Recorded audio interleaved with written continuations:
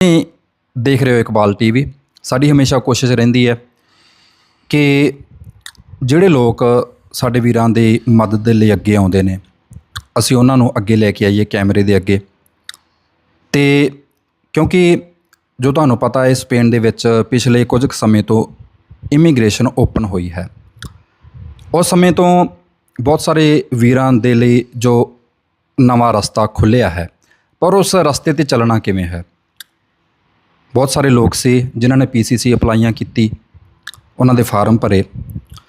ਉਹਨਾਂ ਦੇ ਵਿੱਚੋਂ ਅੱਜ ਇੱਕ ਵੀਰ ਸਾਡੇ ਨਾਲ ਨੇ, ਸਚਨ ਵੀਰ ਜੀ, ਜਿਨ੍ਹਾਂ ਨੇ ਪਿਛਲੇ ਸਮੇਂ ਦੇ ਵਿੱਚ ਕਾਫੀ ਲੋਕਾਂ ਦੀ ਮਦਦ ਕੀਤੀ। ਸੋ ਅੱਜ ਆਪਾਂ ਇਹਨਾਂ ਦੇ ਕੋਲ ਆਏ ਹਾਂ, ਇਹਨਾਂ ਦੇ ਨਾਲ ਗੱਲਬਾਤ ਕਰਾਂਗੇ।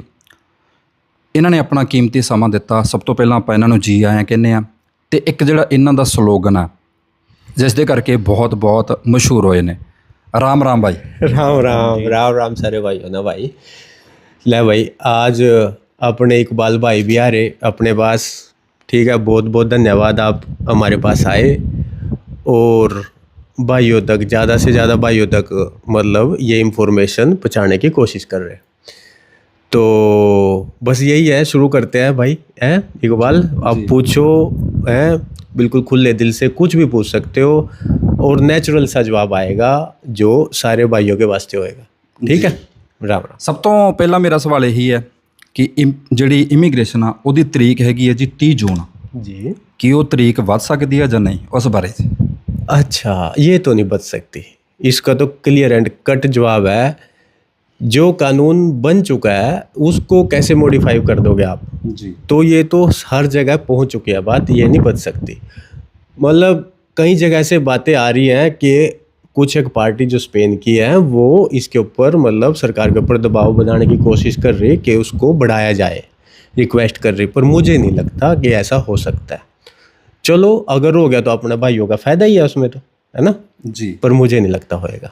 ਅਤੇ ਲਾਸਟ ਜਿਹੜੀ ਫਾਈਲ ਜਮ੍ਹਾਂ ਹੋਵੇਗੀ, ਕੀ ਤੁਹਾਨੂੰ ਲੱਗਦਾ ਹੈ ਕਿ 30 ਤਰੀਕ ਰਾਤ 12 ਵਜੇ ਤੱਕ, ਜਾਂ ਜਿਹੜੀ ਕੋਈ ਰਹਿ ਗਿਆ ਇਨਸਾਨ ਉਹ ਆਖਰ ਕਦੋਂ ਤੱਕ ਫਾਈਲ ਜਮ੍ਹਾਂ ਕਰਵਾ ਸਕਦਾ?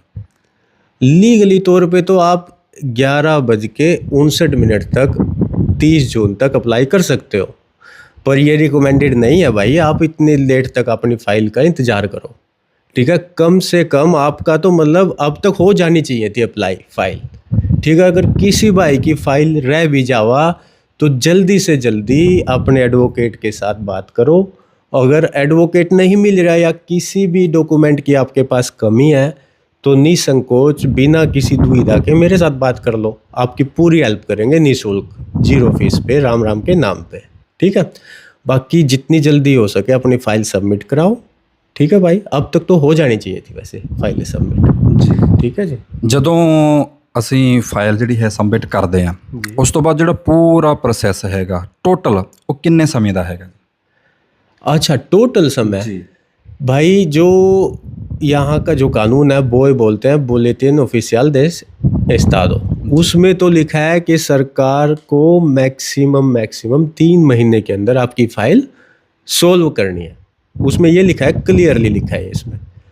बट आज तक ऐसे होया नहीं, क्योंकि ये स्ट्रंग एरिया का जो काम है ना, मतलब 10 लाख फाइलें आप 3 महीने में कैसे सोल्व करते हो? जैसे मतलब पूरी 10 लाख फाइलें लगभग जा चुके हैं उनके पास और उनमें से 3.5 लाख ही त्रामिते पे गई हैं।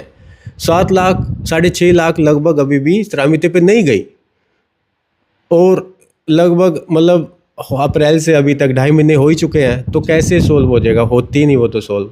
तो भाई सब्र करना पड़ेगा, इंतज़ार करना पड़ेगा, और कंप्लीट प्रोसेस जो मतलब हमारे पास अनुमान है, बातें करते हैं वकीलों के साथ, पूछते हैं, तो उसके अनुसार लगभग 4 से 6 महीने लगेंगे आपकी कंप्लीट फाइल सोल्व होने में, ठीक है।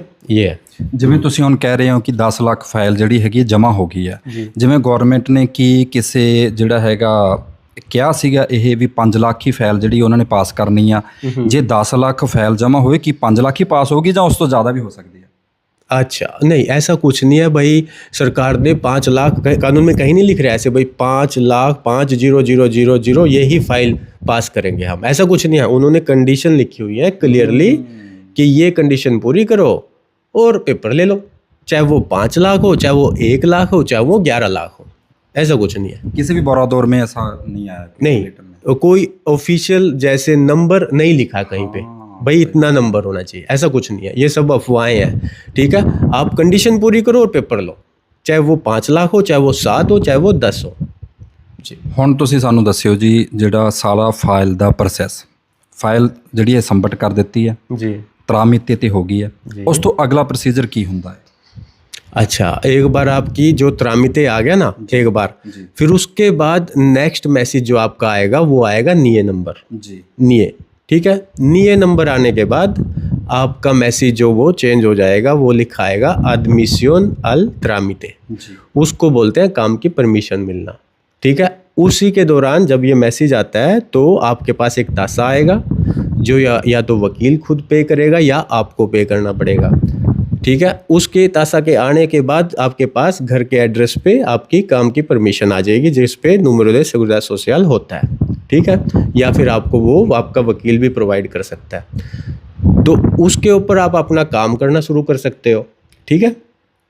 और उसके लगभग 2 महीने बाद आपकी जो फाइल है वो फेल या पास, उसको बोलते हैं concedida, मतलब पास होगी, नो concedida फेल होगी, ठीक है।